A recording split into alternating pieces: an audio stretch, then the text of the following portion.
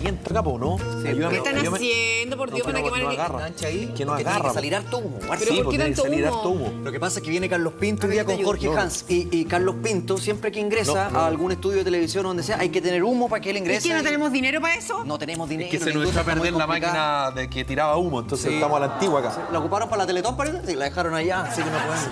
Sí. ¿Y si ocupamos tus extensiones negras, las que Porfa, tenía en el Pamela. baño? Déjame. Es pelo natural. No, Ay, ¿de dónde? esa aprende rápido. Sí. Puedes buscarla. Ya, bacán. ¿Están en la tina? Y si va a llegar el caballero, una yumo, ¿qué no se la hacemos? pasilla. Sácate un caño, sácate un cañito. Listo, como Scary Movie. Es que la idea es que salga más humo. No, eso no. Llegó No, no, no. gente. Pense. Ahí viene.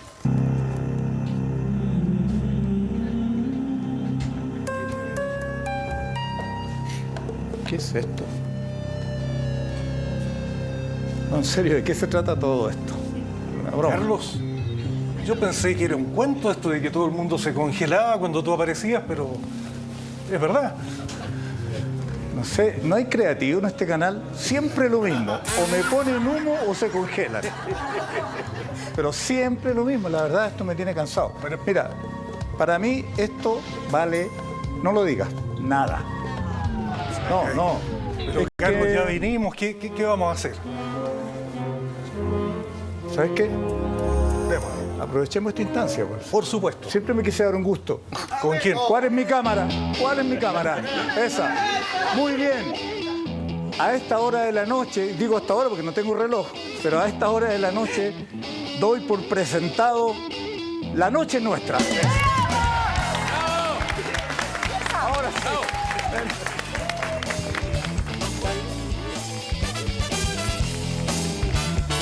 Por favor, siéntase en su casa desde ya. Ahí está el milecito, Tremendos periodistas. Bueno, Carlos Pinto hasta altura Periodistas incluso de más que el periodismo ya. Periodistas de Jorge Hans, un maestro en todas las lides que guardan relación con el periodismo policial. Vamos a estar hablando precisamente de eso y por eso, a propósito de creativos, el hashtag Noche Policial es la noche nuestra. Creativo. Estoy sorprendido. Sí. En Picarquín. ¿Son amigos? ¿Se conocen? Nos hemos ido conocemos, conociendo en el pero nos terreno. saludamos de vez en cuando. Yo lo respeto mucho. No, en serio. No, Pues para mí encantado él de ser es amigo de casa. un ídolo, un maestro y lo envidio no tan sanamente. Está bien, mejor decirlo. Absolutamente. ¿Tienes tiempo para ir al cine mañana? ¿En el reporteo? ¿Ahí se conocieron o La se verdad es que conocían de nos antes? conocemos desde la época de Canal 7. Yo trabajaba en Televisión Nacional ahora. Mucho rato nos hemos visto, nos hemos cruzado. Sí, En nos hemos cruzado 13, mucho, es verdad, Anteriormente. Pero nunca habíamos tenido la oportunidad de compartir mucho. ¿Le Y molesta de mucho verdad, que sean entrevistados nosotros tomado la mano? No,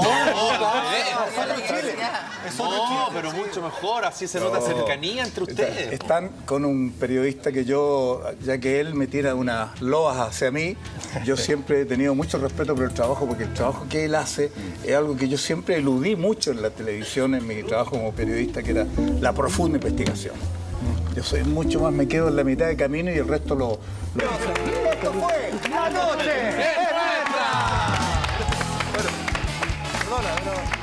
Oye, perdón, pero Jorge Hans, tú en el periodismo no partiste en policial. No, partí en espectáculos. Y quiero hacer un emotivo recuerdo de mi maestro Ítalo Pasalacqua, porque fue mi primer jefe en el diario La Segunda. Mira.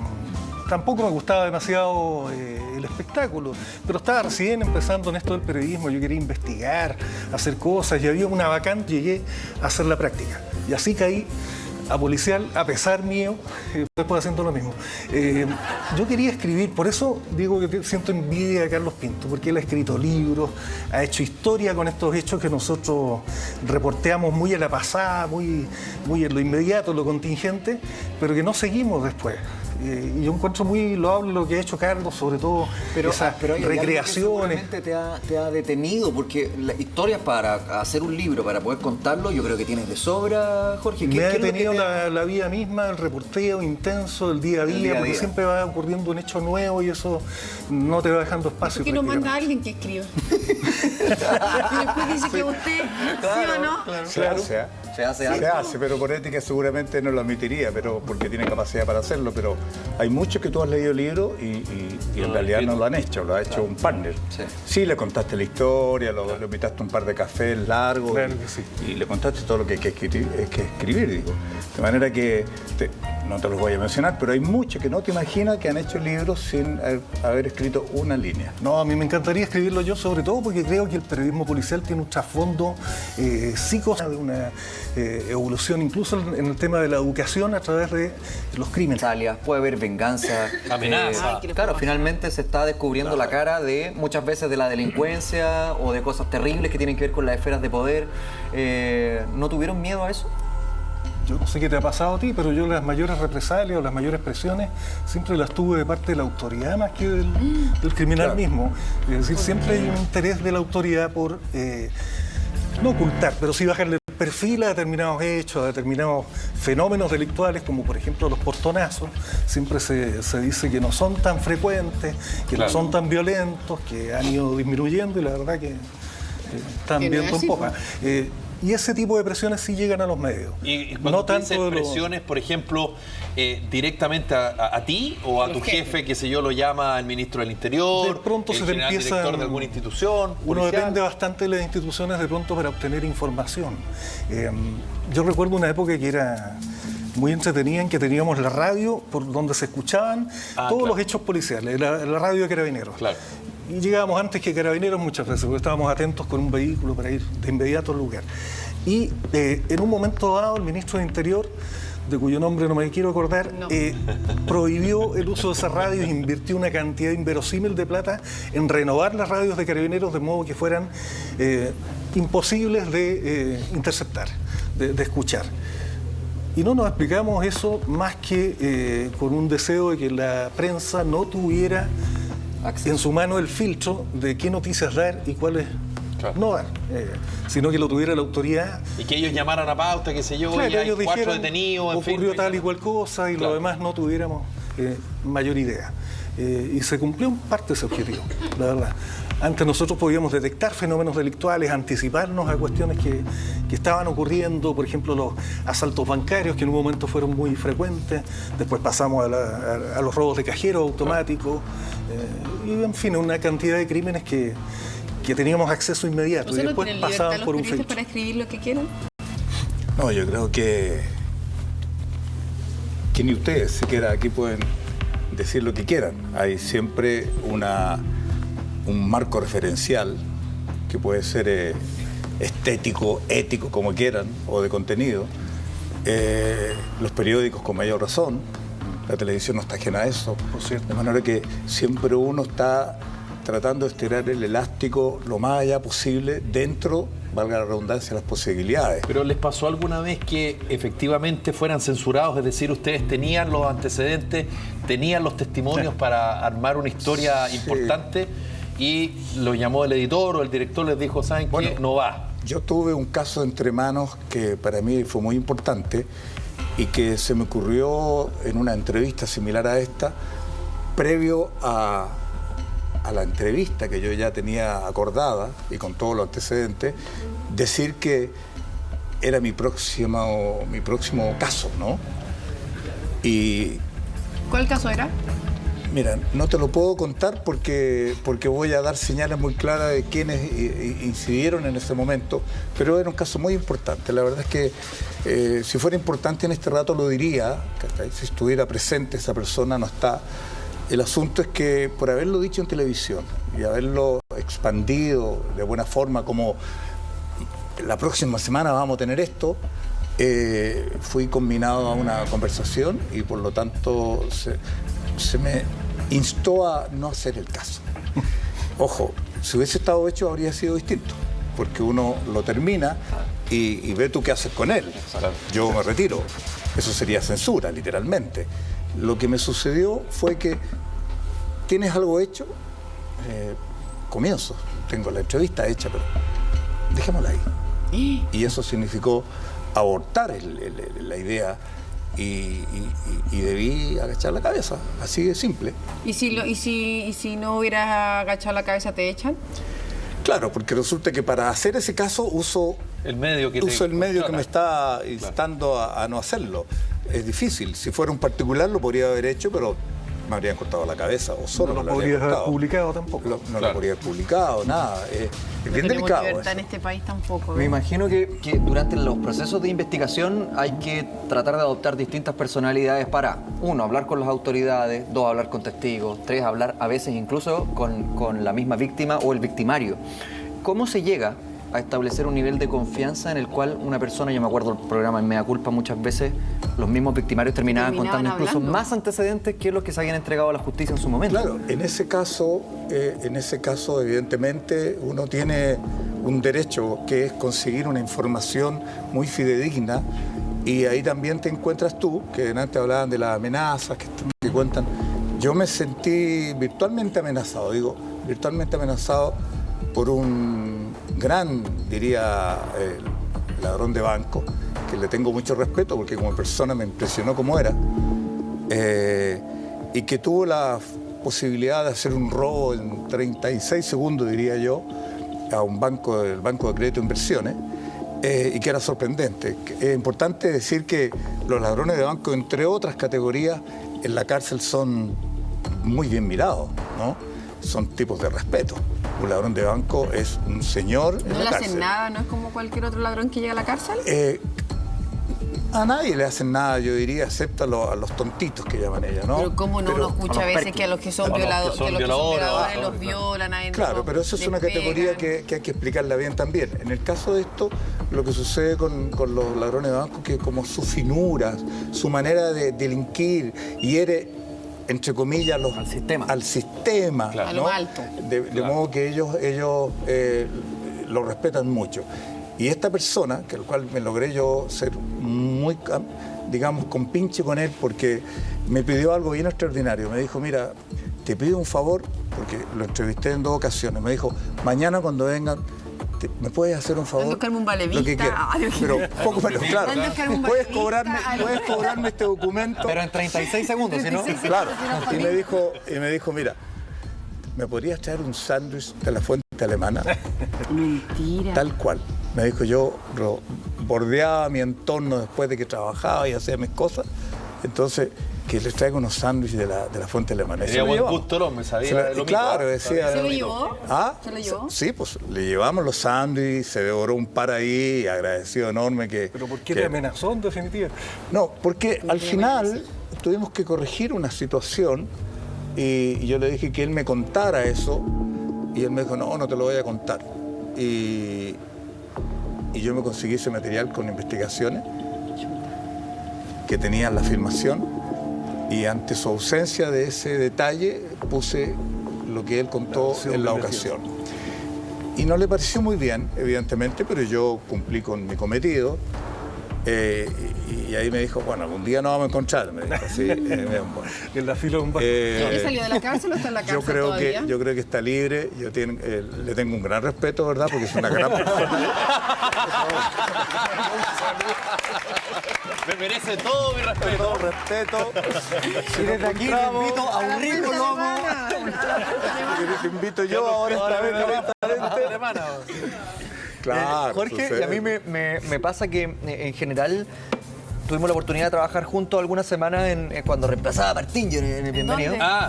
¿Dónde? Y siempre me da la sensación de que las investigaciones de Jorge son tan acuciosas y que estás también en un lugar distinto, porque es sabido que hay una competencia de ego entre las policías, entre Carabineros y la PDI muchas veces al momento de abordar un caso. Desde el periodismo se encuentra uno en un lugar neutro. ¿A veces te pasaba o te pasa que tienes más datos incluso que las mismas policías o cosas que quieres contar pero que de alguna manera interferirían en el proceso? Sí, pero no las contamos más que al aire. O sea, siempre nos preguntan si tú tienes un dato sobre un crimen, cuestión que no me ha pasado frecuentemente, pero a veces uno tiene una sospecha porque ve a alguien con una actitud extraña. No es raro que los autores del crimen ronden la escena del crimen, incluso en entrevistas. se preocupen como de dar detalles, de aparecer buscando a alguien que está desaparecido, por ejemplo. Como liderando la búsqueda de repente. Yo no personas sé si es una desaparecidas. desviación mental que los lleva a tratar de lucirse, de tener protagonismo en esas circunstancias, o es por estar averiguando qué es lo que pasa. Pero a menudo sucede eso y uno ahí intercambia opiniones de pronto con algún policía. Pero sí ocurre esto que tú mencionabas de los celos entre las policías. Muchas veces entre ellos no se cuentan los datos. Y ahí uno a veces hace de nexo. No intencionalmente, porque tampoco es la idea de traicionar confianza. Pero uno se da cuenta que de pronto lo que sabe investigaciones no lo sabe Carabineros y viceversa, en perjuicio de la investigación que se está llevando, una cuestión ¿Por qué no pueden absurda, trabajar en digamos. conjunto? Porque desde que nací yo... Porque escucho lo mismo. compiten entre ellos. ¿Quién tiene más recursos? ¿Quién de verdad investiga? Que debiera ser por ley la policía civil, Claro. y no Carabineros, que Y se también, adjudicó ese rol. porque ambas ramas raramente pertenecen a ministerios distintos. Claro. También, claro que sí. En algún minuto eso- se pensó incluso en unificarlas, ¿te acuerdas? El unificarlo, Sí, sí, de sí. alguna manera, permitía lo que tú estás diciendo, que a nosotros nos parece incongruente.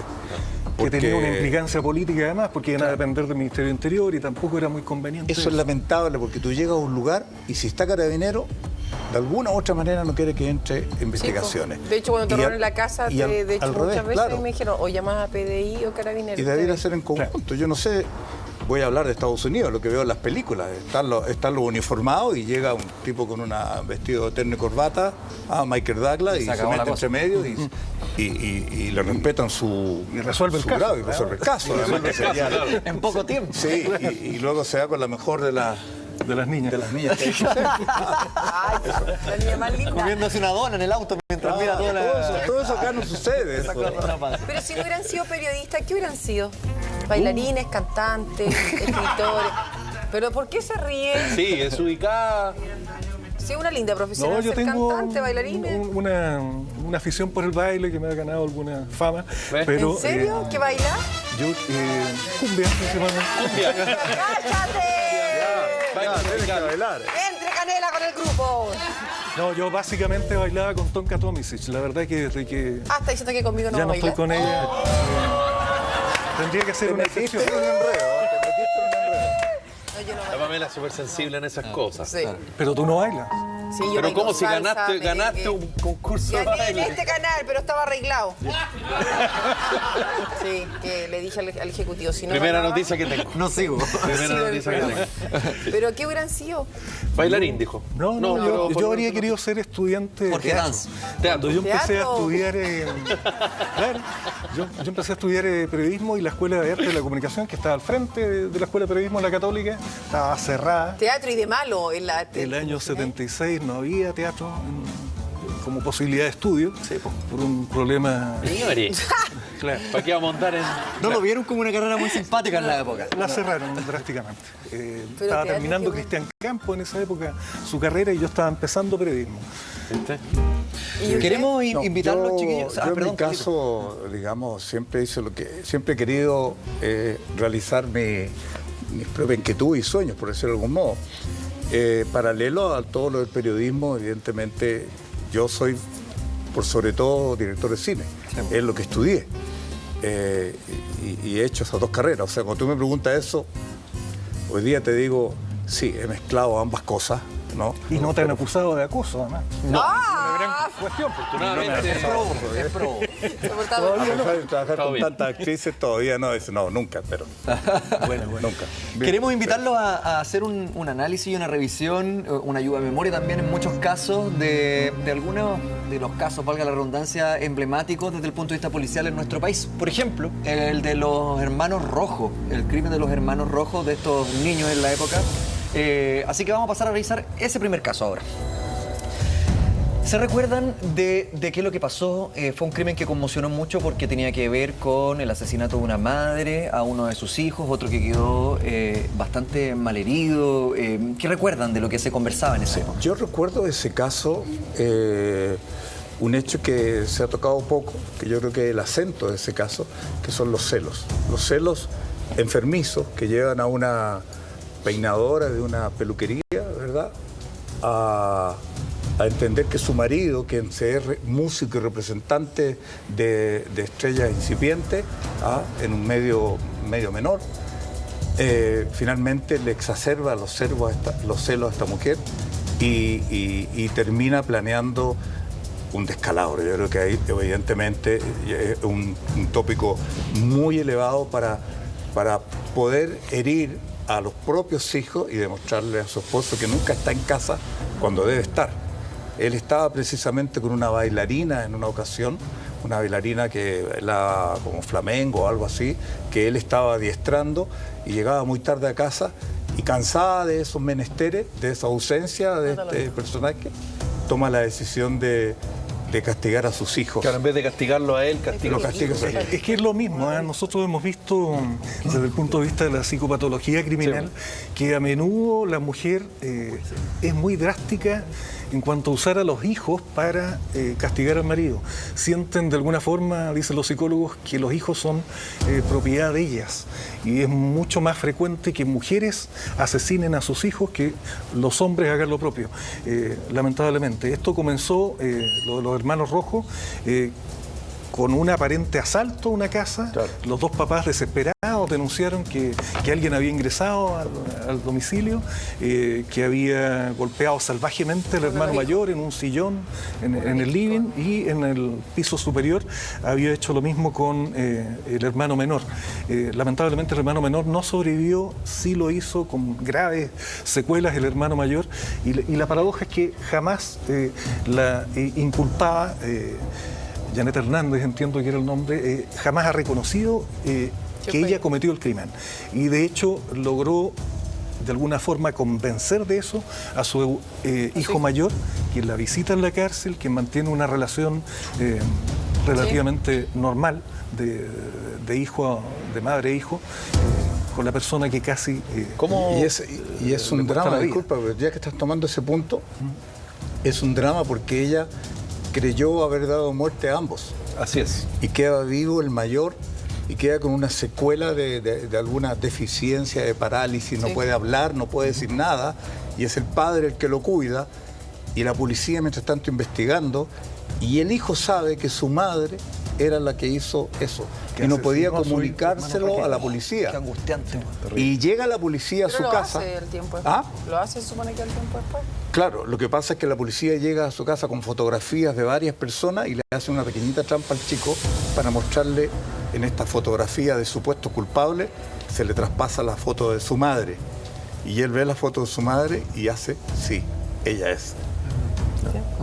Y la determina allí mismo, y es por eso que a ella la meten presa. Y ahí en ese caso, pero ese nuevo, dice Hans, me acuerdo de ese caso después que entrevistan al niño, que ya está grande, debe tener como, no sé, 20 años hoy día. Sí, claro, sí, cerca de 30. Y que él de verdad sigue yendo viendo a su mamá y le lleva todo el cariño y dice que la perdonó. Increíble, ¿eh? A pesar de todo lo que él vio. Quizás siente algún grado de culpa, ¿no? por haberla señalado como la autora del crimen. Pero el tema es ese. Y el tema también es que las mujeres, a lo que vio en el razonamiento anterior, sienten de alguna manera que pueden usar a sus hijos como represalia por lo que consideran una traición, por ejemplo, del esposo. Claro, bueno, parte por algo básico, que cuando se separan muchas manipulaciones son de mujeres yo decía que vengarse lo de del los marido. celos, que es importante. Fíjate que este caso tiene un corolario que no se conoce mucho. Ella le cobraba celos a su esposo. Su esposo obviamente negaba toda relación. Claro. Había una bailarina, dije antes, que estaba de por medio, y que obviamente, obviamente lo molestaba con esa mujer, con esa niña, con esa joven. Y terminó esta historia, ella está en la cárcel, los hijos, digamos, el hijo que quedó vivo la va a ver, la perdonó, y hoy día su esposo está casado con esa bailarina. O sea, sus celos no eran tan vagos, eran bastante pero no fundados. Se justifican nada. No, para nada. Es razón Solo para que... justificarlo, claro. Sí. Vamos a seguir analizando distintos casos. Este también, emblemático. El nombre, me imagino, lo recuerdan todos en casa también. Cupertino Andaur. Fue uno de los primeros casos que me tocó investigar más a fondo como periodista policial en un canal amigo. Y fue muy emblemático porque afectó a un hijo de un matrimonio de médicos que vivían en Locurro, en la Vía Roja, me acuerdo que estuvimos ahí largas jornadas esperando alguna novedad, y se sospechó siempre de la familia, de alguien, porque era una casa muy grande que tenía muchas dependencias, tenía una cancha de tenis en el interior, y había que subir un poco el cerro para llegar. Tenía dificultad, claro. Claro, y había una ventana de un dormitorio que estaba abierta, pero se especuló siempre que podría haber sido o alguien de la casa, un familiar del niño, Víctor Zamorano Jones, que tenía, no me acuerdo, unos 9 años en esa época. Claro, 9 años. Y fue asesinado brutalmente y además abusado desde el punto de vista sexual. Se sospechó de personas que habían visitado la casa, de invitados del matrimonio de médicos. Pero del hermano, ¿te acuerdas? Del hermano mismo, claro. Pero ese día cuando pasa ese momento de los papás salen, los papás no estaban en casa. Porque así yo tengo me cuento la historia de que ellos habían ido a dejar a alguien de la familia, a unos amigos. Era la noche de Año Nuevo. De Año Nuevo. Fueron a dejar a estos niños que eran ellos dos solos en casa, uno de 9 y el otro era un poquito más grande, en el subterráneo, en el estacionamiento. 17 años. Estaban en sus piezas respectivas y el ninguno subterráneo escuchó absolutamente nada, porque esto fue silencioso. Cupertino Andaur, que era un delincuente avesado, que había sufrido además abusos sexuales. Pero él no era el jardinero de ese condominio en general, o que trabajaba ahí. No. ¿O era amigo del jardinero? Él era un avesado, ladrón de casas. Jamás atacó a nadie en su vida. Su profesión. Pero tenía una conexión con el jardinero de ese condominio que tenía como 3 o 4 casas. No necesariamente. No, había algún vínculo de alguien de la banda, entiendo, que había identificado esa casa como un lugar favorable para actuar, para asaltar, para robar. Ellos no esperaban encontrar a alguien al ingresar a la casa. Pero Cupertino Andaur, que estaba drogado, según el relato que entró el diablo, dice. Claro. Y el niño lo sorprende, ¿no? El niño se despierta y se ve con este sujeto, claro, y sale corriendo. Lo que pasa es que hay una información que uno conoce a través de la prensa, y cuando uno tiene la posibilidad de... ¿Tú te entrevistaste con él? No, yo jamás hablé prácticamente con ninguno de los inculpados de asalto. Justamente por eso, porque era una labor que principalmente ejercías tú. Después, ganándote la confianza de esta gente. Yo lo entrevisté y realmente fue impactante lo que él a mí me cuenta. Y una de las cosas que siempre me acuerdo es que él nunca cometió un delito de muerte, ¿no? Un crimen propiamente tal. Y que tiene sus razones para planificar ese robo en solitario. Es lo que a mí él me cuenta. Y que días antes de cuando él sale en libertad, necesita cobijarse porque él no era de Santiago, y lo acogen 2 amigos de la cárcel. Y con esos amigos termina invitándolo sorpresivamente a cumplir su fechoría. Y esos amigos, que estaban más entusiasmados en que robamos, desconocían todo lo que él había hecho para llevar a cabo en forma olímpica, por decirlo de algún modo, este gran robo y asalto a esta casa.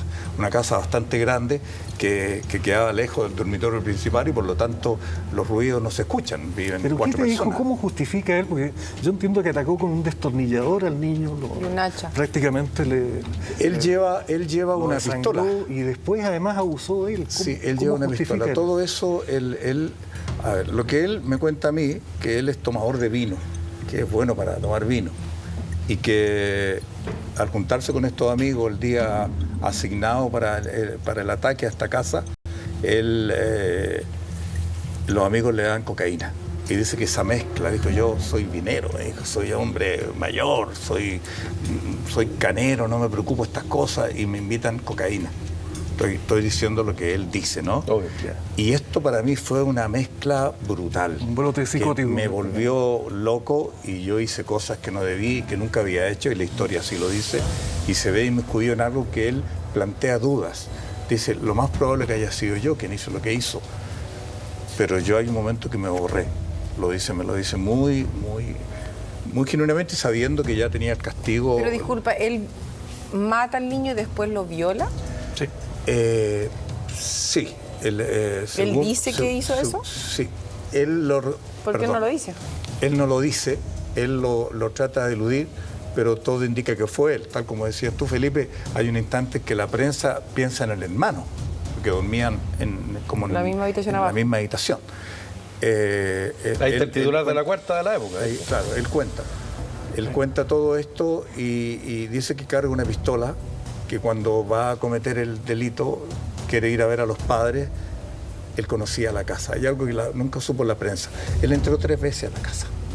3 veces. Tan experto era que entró 3 veces y vigiló el lugar, lo estudió, midió por dónde iba a salir, pero tuvo 2 acompañantes sorpresivos que no tenían ni idea del plan, que echaron a perder todo porque estaba más preocupado de robar que de estar en lo que él pensaba que debía hacer. Y finalmente se encuentra con un chico que cuando él va rumbo a ver a los padres, que abre la puerta y están durmiendo, ¿no? El chico empezó a saltar. Y se suponía que los partners quedaban abajo. Y estaban ya metidos en el dormitorio. Y el chico gritaba que por favor salieran.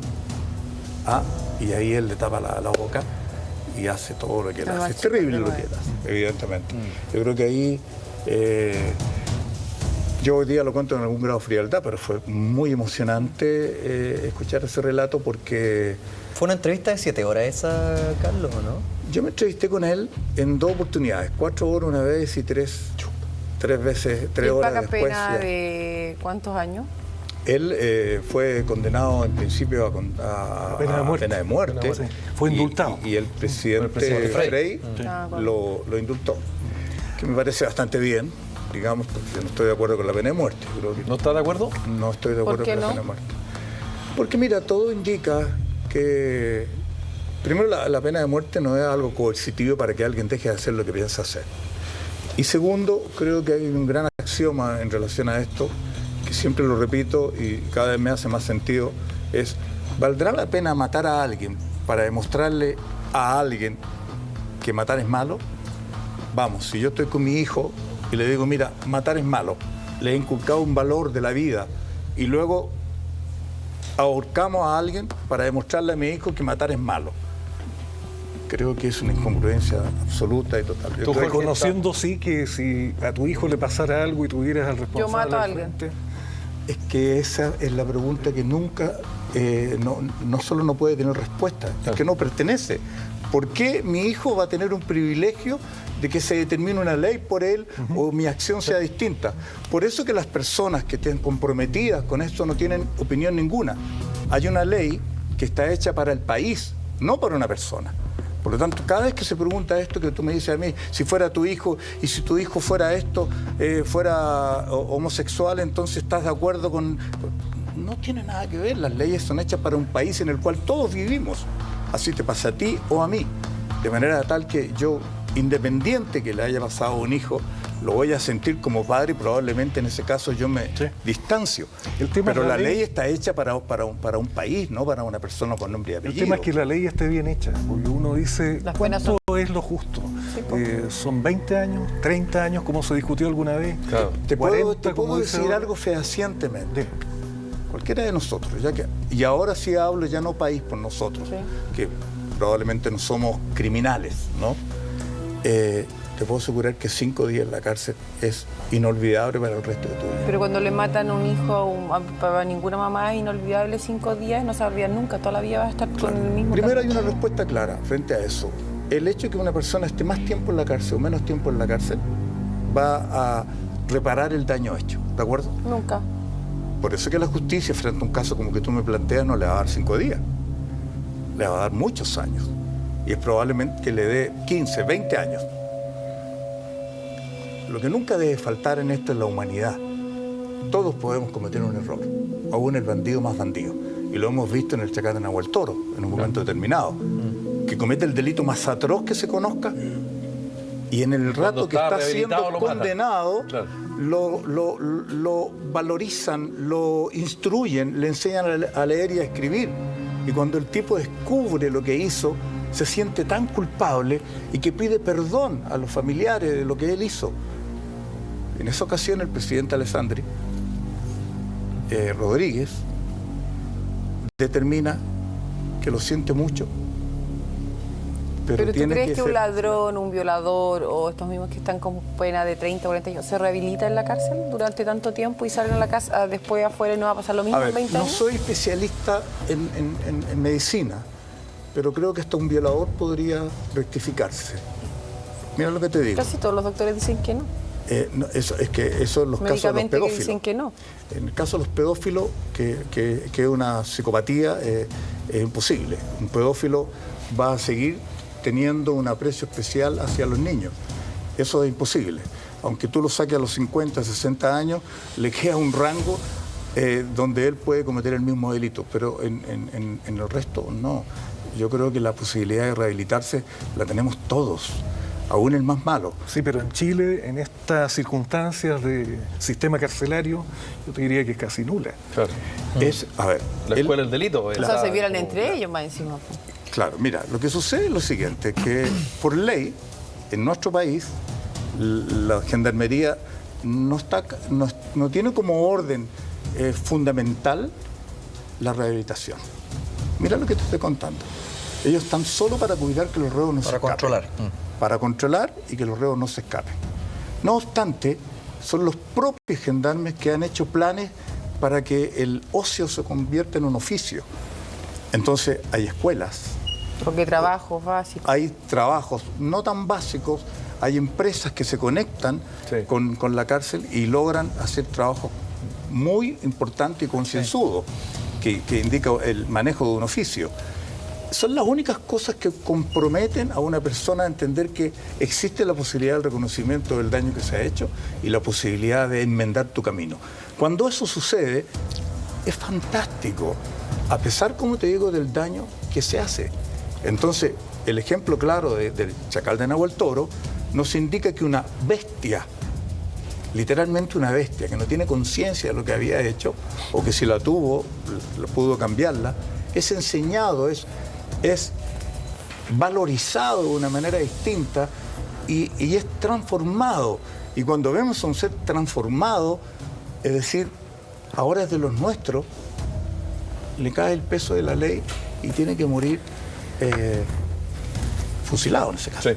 Yo te diría que no hay posibilidad de respaldar la pena de muerte porque un inocente muerto ya no tiene posibilidad alguna de representar su situación y es lamentable que se pueda buscar eso y hay errores en Estados Unidos, en los estados que todavía se aplica la pena de muerte, una de las razones de inocentes muertos. Claro. Pero yo aplicaría con mayor rigurosidad y con mayor frecuencia la pena de presidio perpetuo efectivo, que es de 40 años. Claro, y que el beneficio no sea tan, digamos, alejado del final de la pena. Teóricamente, de acuerdo a la ley, Cupertino Andaur, a partir de los 20 años que ya cumplió en la cárcel, podría obtener beneficios. Claro. Yo creo que no lo va a obtener nunca, nunca va a estar en una lista de beneficios por parte de Gendarmería. Pero teóricamente, de acuerdo a la ley, sí podría hacerlo. Mira, hay un caso reciente que es bien impactante. Yo conocí al violador de La Pampilla, que era un peruano de tomo y lomo, te digo, un tipo de clase alta de Perú, ¿no? Que llega a Chile buscando una aventura, qué sé yo, y termina violándose a una chica en La Pampilla, que es un caso terrible, termina durmiendo con ella y que el sol lo despierta al tipo, ¿no? Yo lo entrevisto a él años después y hago ese caso. Y efectivamente, como dijo mi periodista Alejandra Quijada en ese momento, me dijo, tú te vas a sorprender porque el tipo tiene una pinta extraordinaria. Yo no me doy cuenta, no veo eso en los hombres, lo veo en las mujeres, pero ella me lo cuenta. Cuando yo lo veo, está vestido casi de blanco en la cárcel, tostadito, es un tipo, un galán, de verdad, un galán. Tú dices, la periodista me decía a mí, es que es muy hermoso el tipo. Bueno, el tipo le cuenta su historia y le cuenta la historia que él quiso contarle 8 años después. 8 años después le cuenta la historia que él quiere contarle, un poco morigerada por el rumor, por buscar algunas prerrogativas en la cárcel. Y así me la cuenta a mí cuando yo le hago la entrevista. Entonces no le pude hincar el diente al reconocimiento. Él me dice, yo desperté al lado de esa niña, pero yo no hice eso. Dijo, es imposible, ¿quién soy yo? Y el tipo llora y se emociona y todo lo que tú quieras. Así salió la entrevista. Y yo quedé con esta duda, dije, esto no puede ser. Y voy a investigaciones y le digo, no le pude torcer la mano a este tipo, que me cayó muy bien por lo demás. Y estoy sintiendo que si hago esta entrevista le voy a hacer un favor. Va a quedar muy bien. Y no es que quiera que quede mal, pero siempre hay una pata coja, que me diga la verdad. Siente que no hay verdad en lo... Y voy a investigaciones y no van a creer ustedes. Investigaciones me dicen, ¿quieres verlo? ¿Tienen alguna imagen ustedes de esto? Sí, tenemos, me dijo. Mira, aquí lo entrevistamos. Es una mesa larga, exprofeso larga, ¿no? Como la de los Castillos, claro, donde en el extremo lo ponen a él, nadie a su alrededor que lo esté apuntando, que lo esté castigando, en fin. Inmediatamente al día posterior a que lo encuentran, y él se enfrenta a las cámaras y cuenta con pelos y señales lo que él le hizo a esa niña. Yo quedé helado, con pelos y señales, de una manera cotidiana. Al rato incluso esboza una sonrisa y dice, mira, es terrible. Y yo quedé así. Le dije, ¿me prestan ese material? Encantado. Entonces termina la entrevista y yo pongo una cuñita del momento en que él dice, para contrarrestar lo blanco que él había hecho en mi entrevista con la que le hizo en ese momento a la PDI. Bueno, nosotros avisamos a la cárcel, estaba en La Serena en aquella oportunidad, que tuvieran cuidado. Y cuidado, ¿por qué? Porque él ya era amigo de los reos. Entonces veían tele juntos, veían el programa juntos. Y él dijo, van a ver el programa que yo hice, en conciencia de la entrevista que él me había dado, ignorando este apéndice que yo hice. Y dice que aparece esa imagen y sus compañeros lo ven, reaccionan a los 5 minutos y se tiran encima de él. Hicieron pebre. Fue tal el griterío que Gendarmería tuvo que abrir la celda y sacarlo y protegerlo, y estuvo 2 meses encerrado porque lo querían matar. O sea, él también le mintió a sus compañeros. Claro. No solo trató de convencerte a ti, sino que al resto de los reos los tenía convencidos. Claro, y cuando ve que la entrevista que dio era blandesca, ¿no? Se da cuenta de que cuando aparece esta imagen que hizo la PDI, el tipo se murió. Cuestión que es bien frecuente. Y termino aquí. Me llaman este año de que se cumple el tiempo. Él estuvo como 15 años preso, 18 creo, largo rato, que de acuerdo a su comportamiento en la cárcel, que había sido bueno, tiene la posibilidad de salir unos años antes, unos 3, 4 años antes, y le dan la dominical. Bueno, yo me acordé que él me dijo, a mí me sueltan un día, yo me escapo. Y a mí me llaman, me dijo, le dieron la dominical y no llegó.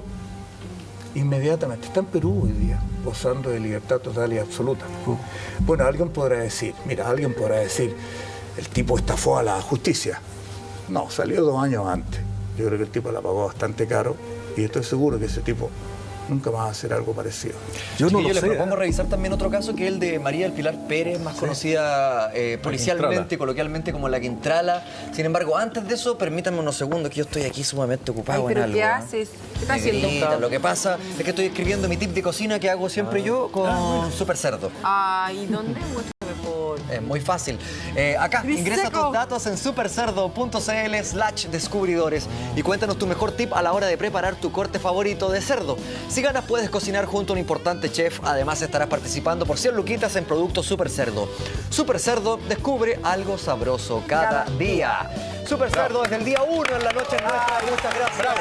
Queridos amigos de Super Cerdo, tengo algo pendiente con Jorge Hans, que quería hacer una acotación. Vamos a ver también el caso de la Quintrala, que está más fresquito en la memoria. Sí. Sin embargo, vecinitos de arriba nos separamos, ¿no es cierto? Sí, nos separamos brevemente. Y ya regresamos con tremendos invitados, abriendo la semana. Cuando traemos periodistas de verdad.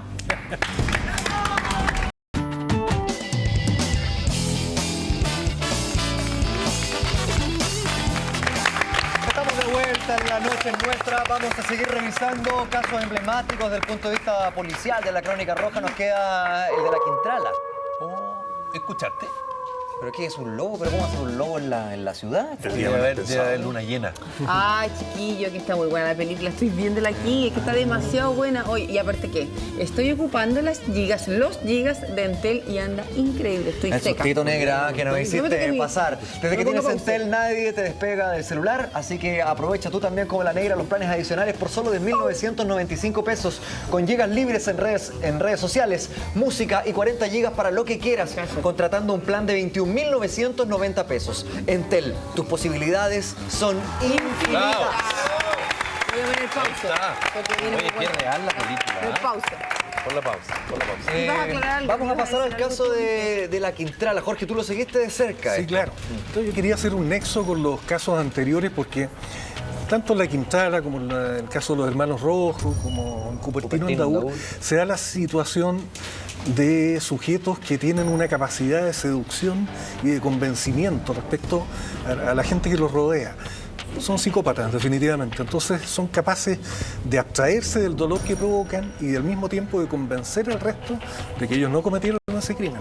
Y prácticamente convencerse ellos de lo mismo y hacer una actuación muy apropiada al respecto.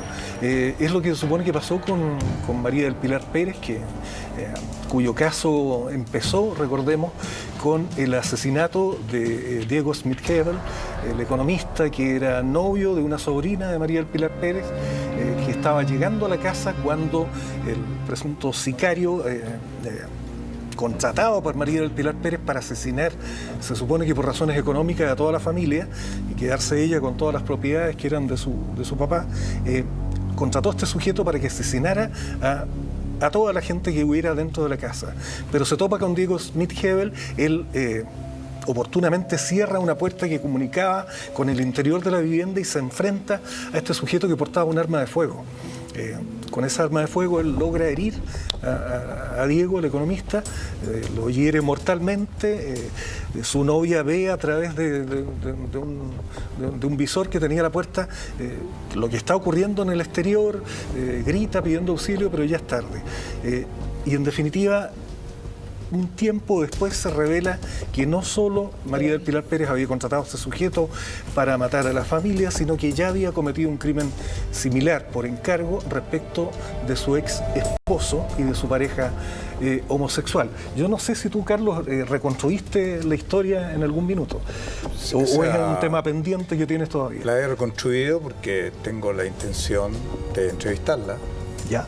Me encantaría conocer todo lo que la llevó. Estamos hablando de una profesional egresada a la Universidad Católica como arquitecta, una tipa absolutamente normal, y que por esta, no sé por qué, hay ahí una intención. Ahí se desconoce mucho, porque generalmente cuando estas películas se cuentan a través de la prensa son puros titulares. Yo creo que había una rencilla muy importante con el resto de los familiares, fundamentalmente con el cuñado, que era según ella, un don nadie, que se va apoderando del poder que su padre al morir le deja por naturaleza, porque fue secretario o ayudante en la banería que él tenía. Además ella era la regalona del papá, entonces ella sentía que todo tenía que ser para ella. Evidentemente, entonces hay muchas cosas que uno desconoce de esto y que van probablemente induciendo a cualquiera, frente a una crisis, a tomar determinaciones. Ahora, lo que ella hace, evidentemente, es una equivocación. Por suerte en Chile el sicarismo, por llamarlo de algún modo, no ha funcionado mucho y ojalá que nunca funcione tanto. Y ella determina, yo creo que son los pioneros de llevar a cabo un acto de sicario, contratarlo por una plata y que no haya pasado nada con el esposo. Puede estar el caso de Puerto Varas también. Pero después. Es más frecuente un nivel bastante bajo de la sociedad y a nivel de narcotráfico.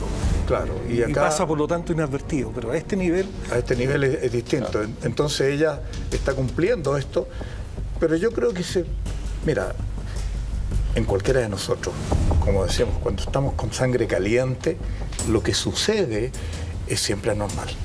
Ahora, la sangre caliente... ¿Matar a alguien? Pero espérate, la sangre caliente tiene que ver con una instancia que puede durar muy poco. O sea, yo me enojo y voto esto y ya, y me voy. Y al rato te pido disculpas, discúlpenme, qué sé yo. Sí, pero cuando se mantiene algo y cuando tú contratas a alguien, haces efectivo, eso vas a negociar, estás cumpliendo una meta bastante extraña. Y le dibujas un plano de tiempo, no es algo que se enojó en un segundo. Le dibujó un plano de la casa. Pasaron 8 meses. Dibujó un plano de la casa. 8 meses hasta que contrata a este tipo, que dicho sea de paso trabajaba en Café con Pierna, el sicario, y ahí ella lo conoce porque ella, siendo muy buena arquitecta, no se dedicaba a hacer casas ni a diseñar.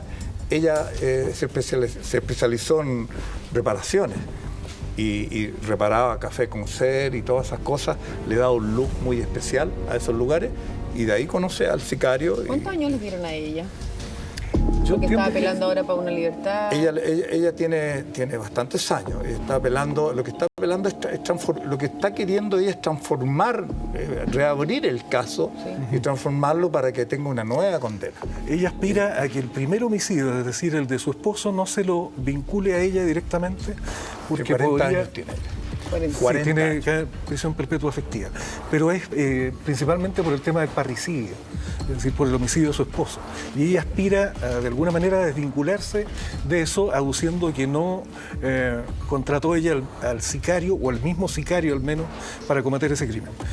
Cuestión que en el ámbito, bueno, se corren muchas leyendas en el ámbito carcelario, pero hay gente que dice que no fue, en definitiva, José Ruge el sujeto que asesinó, en definitiva, al matrimonio homosexual, al primer esposo de María del Pilar Pérez. ¿Es tan cruel cuando ella está en la cárcel? ¿Qué es lo que le pasa? ¿Está en su celda? ¿Está aislada? Sí, mira, la cárcel de mujeres es bastante distinta a la de los hombres.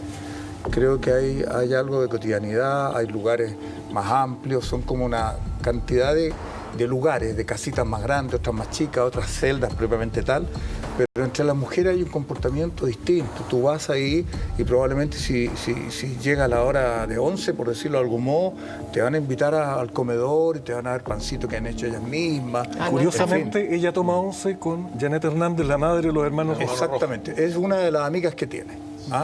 Ahora, ella está orando mucho, ella es muy católica al parecer, y ora, se levanta a las 5 de la mañana todos los días, entiendo, y hace un acto religioso en forma permanente. Tiene un cambio, ella tiene dinero que maneja desde la... Dinero que maneja desde la cárcel. Claro. Nos queda otro caso emblemático del cual sí estuviste participando activamente, Jorge, en cuanto a la investigación. Es el caso de Viviana Heger en el sur, que también dejó muchos cabos sueltos y sobre todo también suspicacia en torno a negligencias por parte de la investigación. Vamos a hablarlo contigo inmediatamente después de esta pausa comercial que se nos viene, muy breve. Gracias por estar junto a nosotros en La Noche es Nuestra. Sí, yo lo sé. Ay, mi hijo, también no pueden reflexionar en la casa. Estamos de vuelta, tremendos invitados para iniciar la semana. La Noche es Nuestra, pero Negrita, ¿qué es eso tan lindo que tiene? Ay, que Nos referimos a eso. 5 niños en la casa, ¿verdad? Que son tan tiernos los cabezones, que están en esa etapa en que te preguntan, hasta te dibujan todo. Escucha y mira, dice, ¿dónde se llevan los dientes ratoncito? Me pregunta. Y tú le contestas amablemente, obviamente. Por supuesto, y quieres que le pase 5.000 pesos, 3.000 pesos o 1.000 pesos, depende del diente. Está demasiado bueno eso. Madre, por eso, mamás, alimenten sus infinitas ganas de aprender con leche Nido Forticrece, su variedad sin lactosa, la única leche sin lactosa especial para niños en etapa escolar. Se las recomendamos totalmente. Nido, tu amor, su futuro. Los niños, ¿no? Me lo voy a poner en el refri acá, por favor. Jorge Hans, dejamos pendiente esta lamentable muerte de Viviana Heger y todas las circunstancias que la rodearon. En muchos momentos se ponía como uno de los principales sospechosos a su expareja, a Anguita. Sí. ¿En qué situación está él actualmente y el caso en general? Mira, yo te diría, robándole la frase a un abogado amigo, que aquí hubo más de una víctima, no solo Viviana Heger, también hubo un par de víctimas que son las hijas que ella dejó, que viven con su papá, que mucho tiempo se señaló como culpable, de hecho estuvo preso, entiendo que 2 años por esta causa, y además la última víctima diríamos que es la justicia. Y la sociedad que quedó con la sensación absolutamente de que había otro culpable, de que había otra explicación para los hechos y que no se concretó en definitiva en el fallo judicial. Porque se condenó a una persona por haber sido presunto sicario nuevamente, presunto autor de un delito que no tenía motivo para cometer, que no tenía las herramientas para cometer, pero sin embargo se vio acorralado y curiosamente por parte del abogado querellante, el que más apuntaba al viudo de Viviana Heger como presunto culpable, él encontró a este sujeto que habría sido contratado para asesinar a la mujer y se convirtió él en el único culpable, dejando libre en definitiva a Jaime Anguita, el ingeniero impertérrito, tan frío en todas sus entrevistas. Que digamos, autor intelectual, digamos. Que sería el autor intelectual y que había muchas cuestiones que no explicó, que no tenían lógica en su razonamiento, pero en definitiva la justicia terminó por absolverlo a él, que hoy está en absoluta libertad y ya agotadas todas las instancias judiciales, y condenado por el crimen. Ese caso, perdón, se cerró, no hay ninguna instancia que se pueda abrir. No hay instancia, a no ser que hubiera antecedentes muy concretos y distintos a lo que ya se conoció, pero por la misma causa y con los mismos datos que ya se conocen no es posible reabrir el caso. Creo que ese caso, y te acuerdas también el de esta niña que venía de Estados Unidos, que estaba en el colegio Bautista en Temuco. Sí, Erika Hagan. Sí, son dos casos que tienen algo en común. Sí. Esta negligencia al momento de la investigación, sobre todo en las primeras instancias, en los primeros días. Sí, absolutamente. ¿No es cierto? Como que uno queda con esa sensación de, pero ¿por qué no se hizo? ¿Por qué no se limpió? ¿Por qué? No sé. Es decir, hay que recordar que en el caso de Viviana Heger primero se apuntó a un presunto secuestro, a una desaparición voluntaria. Cuando se encontró su cuerpo, cuando se encontró su cuerpo se dijo que se había suicidado con un insecticida que estaba en una bodega a varios metros del lugar donde la encontraron y que además el frasco estaba lleno. Entonces uno dice, ¿cómo diablo se le ocurre que se suicidó con eso? Yo creo que hay una cosa aquí que es importante tocar. No quiero ponerme al contrario de la gente, ¿no? Pero esto sucede hoy, sobre todo por la fuerza de las redes sociales, el hecho de que antes que la justicia opere, las redes sociales y conjuntamente la opinión que tenemos todos, es determinante para hacer la primera justicia que no debiera existir. Entonces hay una condena social muy grande frente a estos casos donde evidentemente puede que haya negligencia. Yo digo, yo quiero creer en la justicia y los antecedentes que determinan la justicia pues que no sean de nuestro gusto. ¿Y por qué no son de nuestro gusto? Porque antes que ellos determinen, ya yo tuve un gusto, claro, una selección de las posibilidades. En este caso, Anguita sin duda era para la opinión pública el culpable único y absoluto. Todos lo querían ver ahorcado, digo ahorcado figurativamente.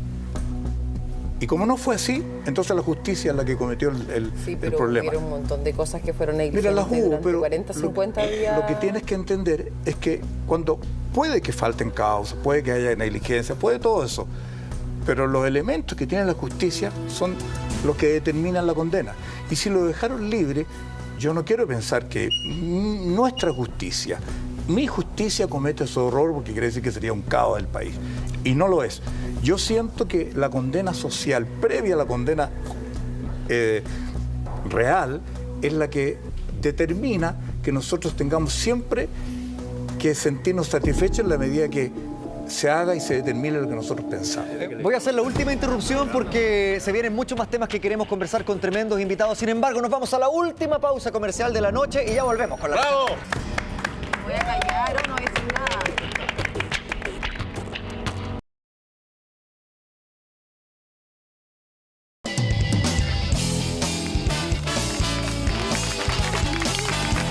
Estamos de vuelta en la noche nuestra y no queda más que decir y extender este aplauso para tremendos invitados.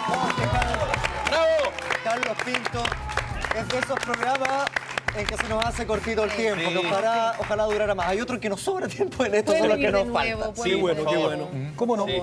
No sé si tú puedes... Sí, pero yo no vendría con Jorge. Gracias, chiquillos. Son tremendos profesionales ambos y siempre un agrado poder conversar con ustedes. Este departamento para cuando quieran. Periodistas de verdad. De verdad. Nos despedimos nosotros, nos encontramos mañana nuevamente en otra más de la noche nuestra. Que estén bien, si Dios quiere. Chao, chao. Dios mediante. Católica, Pamela. Sí.